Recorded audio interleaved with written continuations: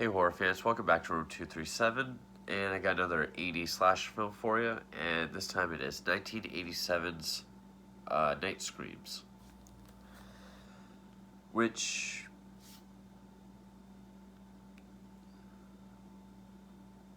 alright, this thing acts up sometimes. It was directed by Alan Plone, written by Mitch Bryan and Dillis Earlhart II, put out through Image Entertainment, and doesn't really star anybody. Uh, Joe Mono is our lead. Ron Thomas, Randy Lunsford, Megan Weiss, Jeanette Allison Caldwell, just a bunch of people. Uh, it it is pretty much your typical slash film where you got your group of teenagers, high schoolers, house party. There's a killer in the house, killing them all off one by one. It's not an effects film. Uh, you do get some decent deaths. You have plenty of deaths, actually, which I'll get to. I would say this is a pretty forgettable run-of-the-mill slash film, but I could say there is a little plot device that,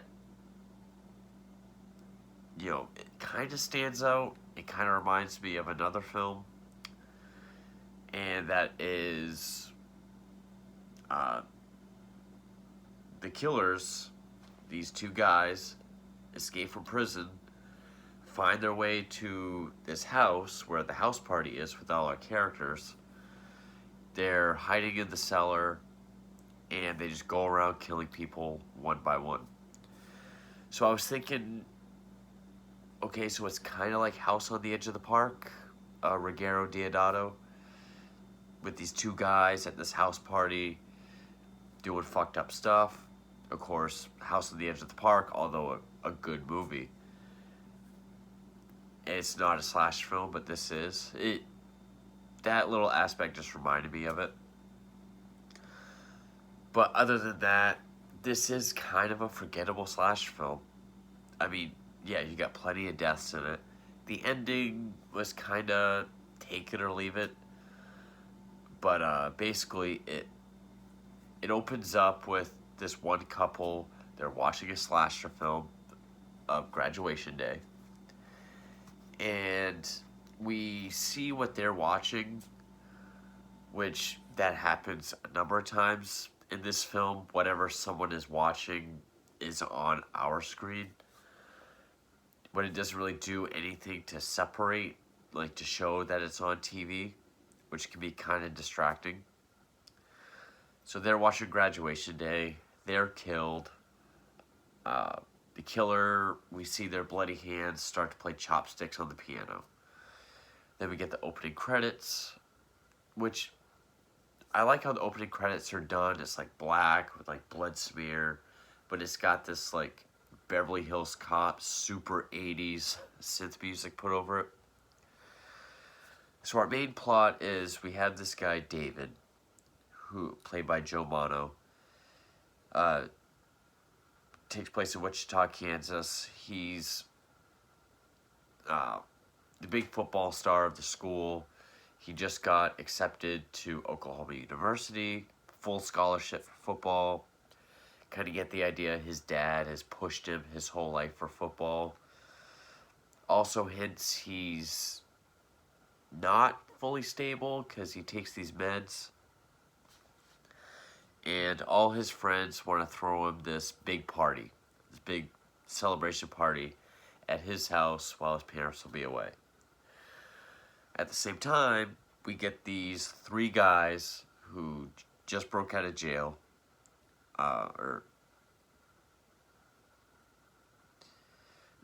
two guys that broke out of jail, Snake and Runner. Okay, Snake is the dominant one, Runner is the... So this was like House on the Edge of the Park. Snake is David Hess, and Runner would be the... I can never remember the guy's name. He was in House on the Edge of the Park, Stage Fright, City of the Living Dead. He's the submissive one. But then there's this third guy who is a former mental patient. They're at this I can't remember what it was, like a gas station or a diner. They're just shooting people. And they and the movie jumps around a lot. If it seems like I'm pausing trying to remember, I apologize. But like, so like we follow our main group of characters, our to-be victims, at this house party for quite a while, to the point like you'll be thinking back like, did we just see a shootout with a bunch of guys? Like, what's going on with them? And then we'll get the scene where it shows them walking across this meadow.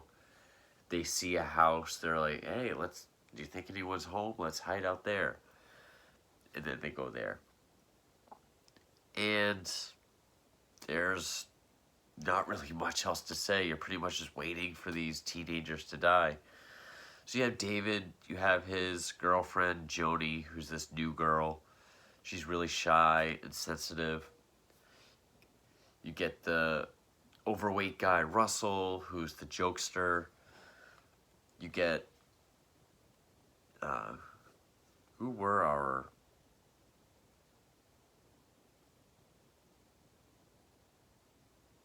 Chris and Doug, who's another couple. And basically, yeah, you're waiting for them to get killed off. David keeps taking these meds. You're waiting for that plot line to come in. And, like, later on, there's another point where Chris and Doug, Chris is a female, they're watching this softcore porno while they're making out. And, of course, we see what they're watching, which drags on. I think this is one of those self-aware later 80s slashers where it's just like, okay, we gotta be as gratuitous as possible. So yes, put all that softcore stuff in there. Get as many deaths as possible. Oh, we only have these. Well, let's have them watch Graduation Day. Which also adds, I think, sort of the a meta feel of slashers at that time, like Slaughter High or Return to Horror High. Which I like this more than Return to Horror High, but I like Slaughter High more than this. And then basically, just to go through the deaths, I mean, there's one guy sitting by himself. He gets a fireplace poker to the chest. This one girl just leaves the party because the guy she liked kind of rejected her.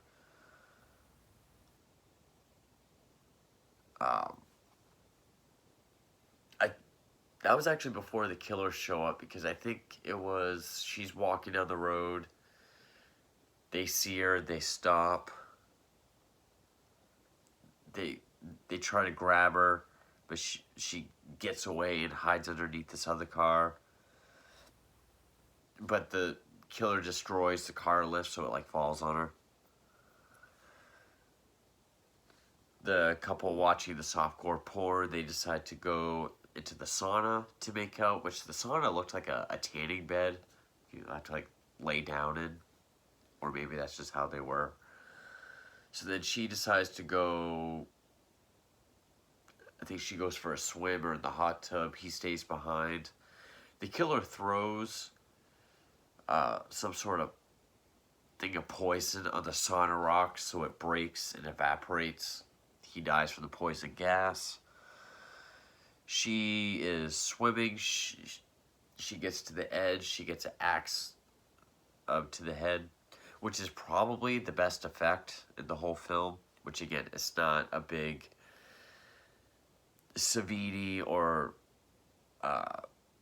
Buechler or a Nick or K&B type film. Joni and David talk for a bit because she thinks his friends don't like her. He's telling her to, calm down about it and that she's fine.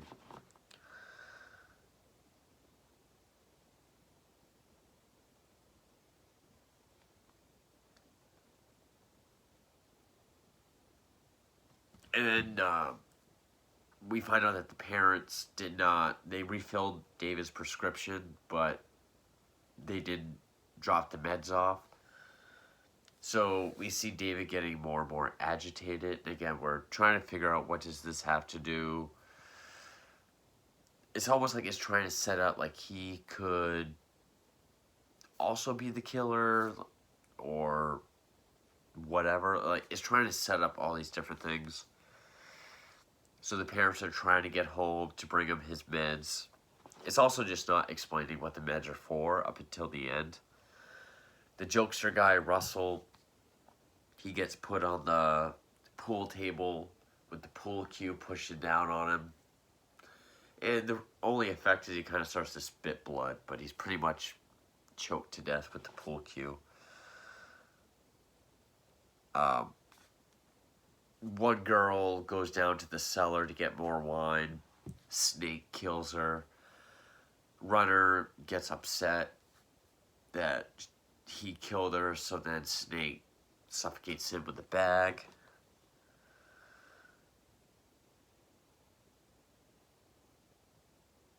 There's one girl. Actually, this was kind of a cool death, or at least it was cool how it was set up.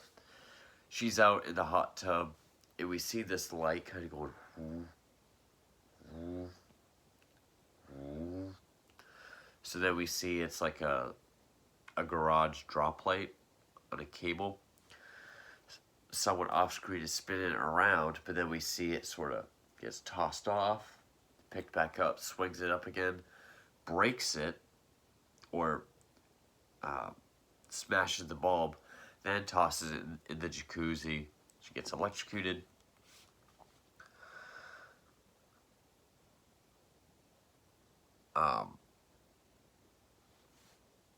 This one guy, pretty much David with blonde hair, the character was DB. He finds Russell, thinks he's joking, but then realizes he's actually dead. Finds the other bodies. Tries to find everyone else. He gets stabbed. Snake jumps out, attacks David. But then DB, who didn't die, stabs Snake instead, so he actually gets killed.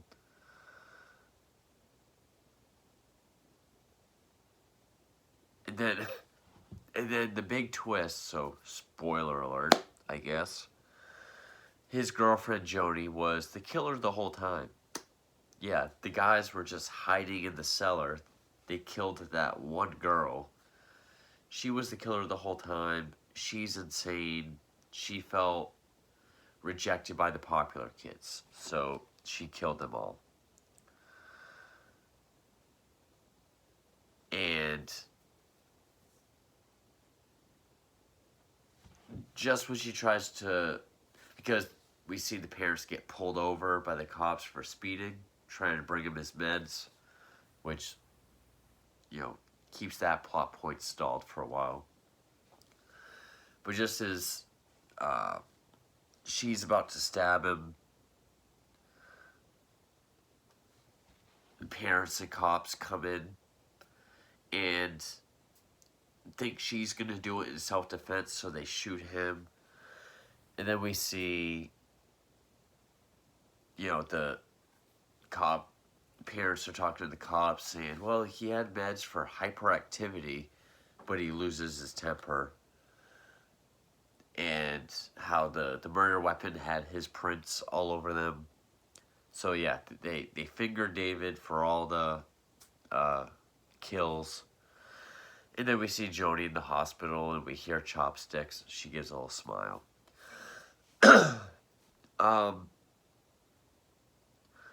It's a pretty run-of-the-mill slasher.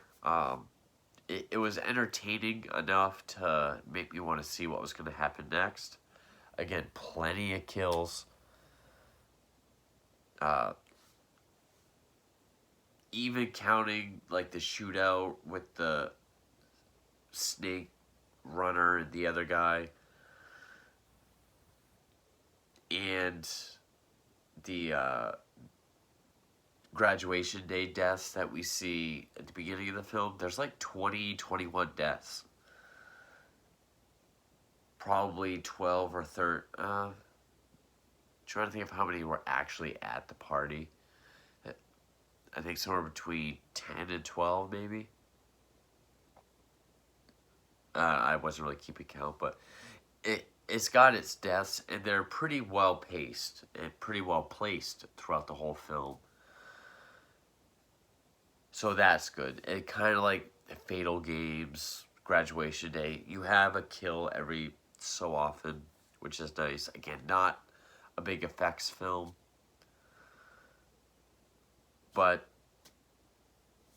that's at least they're not getting killed off screen, you know, so that works. But just and even though the plot kind of reminded me of House on the Edge of the Park with the two guys, it ended up not being that at all, and I kind of like where it went. I thought the ending was kind of different because it's like, at the same time, well, it's like they killed a bunch of people, so yeah, if they are rational, they'll probably try to hide and lay low.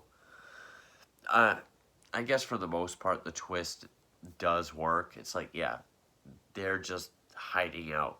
They only killed the one girl that went down to this. Well, there's a part where a couple of them go down to the cellar, but they kill the one girl when she's alone. And yeah, the girl that's shy and sensitive and feels picked on killed all the popular kids. I'm gonna say it's kind of different, even though it's not. I mean, how many times have we seen something like that in slasher films or just horror films in the 80s? But I thought it worked for this film. Okay, so it sets it up that there's these escaped killers, ends up not being them the whole time, except for that one kill, and it was this girl the whole time. Downbeat ending, yeah. But, you know, the acting wasn't terrible. The movie itself went at a decent pace. Again, plenty of kills put throughout the entire film, not bunched up towards the end.